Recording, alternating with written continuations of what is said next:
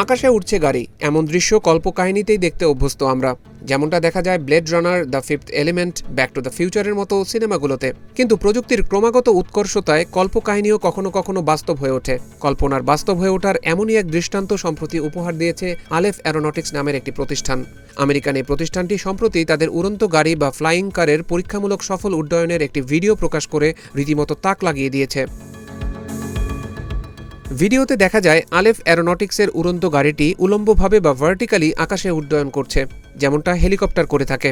অর্থাৎ আকাশে ওড়ার বা টেক অফের জন্য এর কোনো প্রকার রানওয়ের প্রয়োজন হয় না, জায়গায় দাঁড়িয়েই এটি উড্ডয়ন করতে পারে।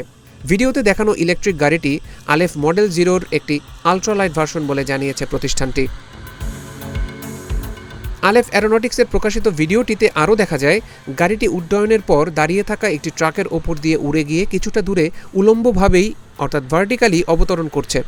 এর অর্থ হচ্ছে উড্ডয়ন ও অবতরণ উভয় ক্ষেত্রেই গাড়িটির অতিরিক্ত জায়গার প্রয়োজন হয় না, ফলে ছোট পরিসরেও অপারেট করা যাবে গাড়িটি।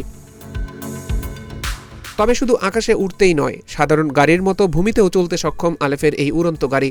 সাধারণ গাড়ির মতো ভূমিতে চলতে চলতে চালক যেখানেই প্রয়োজন বোধ করবেন সেখানেই গাড়িটিকে আকাশে উড়িয়ে নিতে পারবেন। এরপর আবার যখন তার মনে হবে নিচে রাস্তা ফাঁকা, তিনি গাড়িটিকে মাটিতে অবতরণ করাতে পারবেন। উড়ন্ত গাড়ির উড্ডয়ন ও অবতরণের এটি প্রথম প্রকাশ্যে আসা ভিডিও বলে দাবি করছে ক্যালিফোর্নিয়া ভিত্তিক আলেফ অ্যারোনটিক্স। আলেফ মডেল 0-র পরীক্ষামূলক উড্ডয়ন ও অবতরণ কোনো প্রকার সুরক্ষাজনিত সমস্যা ছাড়াই সফলভাবে সম্পন্ন হয়েছে বলে জানিয়েছে প্রতিষ্ঠানটি।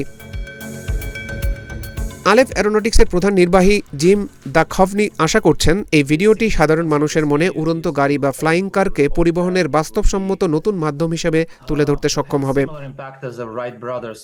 সম্প্রতি বার্তা সংস্থা রয়টার্সকে জুম কলের মাধ্যমে দেওয়া এক অনলাইন সাক্ষাৎকারে দাখভনি বলেন, আমরা সত্যিই আশা করি যে এটি রাইট ব্রাদার্সের ভিডিওর মতোই প্রভাব ফেলবে, এই অর্থে যে এটি মানবজাতির কাছে প্রমাণ করে পরিবহনের নতুন এই মাধ্যমটি বাস্তবসম্মত।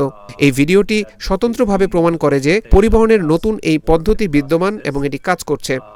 আমরা এও আশা করি যে এই ভিডিওটি নতুন একটি বাজার ও অর্থনীতির সূচনা করবে পরিবহন ব্যবস্থার নতুন এই মাধ্যমটির জন্য, যাকে আমরা ফ্লাইং কার বলছি।